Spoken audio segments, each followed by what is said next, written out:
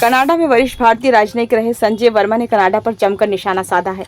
उन्होंने कनाडा की ट्रूडो सरकार पर दोहरा मापदंड अपनाने का आरोप लगाते हुए कहा कि कनाडा में खालिस्तानी आतंकवादियों और चरमपंथियों को शरण दी जाती है। एक मीडिया संस्थान को इंटरव्यू देते हुए उन्होंने खुलकर बात की कि कनाडा में खालिस्तानी आतंकवादी कैसे काम करते हैं और भारतीय छात्रों को भर्ती करते हैं। उन्होंने कहा कि कनाडा में खालिस्तानी आतंकियों द्वारा भारतीय छात्रों को पैसे और खाने का लालच देकर अपने ग्रुप में शामिल करते हैं। उन्होंने कहा वहां पढ़ने जाने वाले छात्रों के अभिभावकों को उन पर नजर रखनी चाहिए। उन्होंने कहा कि कनाडा में 2023 की जनसंख्या के मुताबिक कुल 3,19,000 भारतीय हैं। इनमें से अधिकतर छात्र हैं। इनको इस वक्त खालिस्तानी आतंकियों और चरमपंथियों से बड़ा खतरा है। उन्होंने कहा कि कनाडा की अर्थव्यवस्था को देखते हुए वहां नौकरियों का संकट है, इसलिए खालिस्तानी आतंकी भारतीय छात्रों को आसानी से अपनी झांसे में ले लेते हैं। वे भारतीय छात्रों को पैसे और भोजन देने की पेशकश भी करते हैं और अपनी योजनाओं पर काम कराते हैं।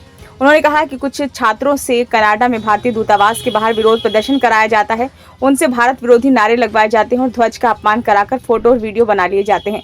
इसके बाद उनको कनाडा में शरण मांगने के लिए कहा जाता है। छात्रों से ये कहा जाता है कि अगर वो भारत वापस गए तो उन्हें सजा जरूर मिलेगी। उन्होंने अभिभावकों से कहा कि वे अपने बच्चों से बात करते रहें। इस समय कनाडा में भारतीय छात्रों पर विभिन्न नकारात्मक प्रभाव पड़ रहे हैं जो उनको गलत दिशा में धकेल रहे हैं। संजय वर्मा ने आगे कहा कि कनाडा में भारतीय छात्रों को अपने आसपास के बारे में जागरूक होना चाहिए, साथ ही खालिस्तानी आतंकवादियों और चरमपंथी द्वारा कट्टरपंथ के प्रयासों का विरोध करना चाहिए। उन्होंने कनाडा में रहने वाले छात्रों के माता पिता को सलाह देते हुए अपील की कि वे अपने बच्चों से नियमित रूप से बात करें और उनको समझने का प्रयास करें। बता दें कि जस्टिन ट्रूडो सरकार के इस फैसले से बड़ा कूटनीतिक विवाद भी पैदा हुआ था, जिसके बाद भारत ने अपने वरिष्ठ राजनयिकों को वापस बुला लिया, जिनमें राजदूत संजय वर्मा भी शामिल थे।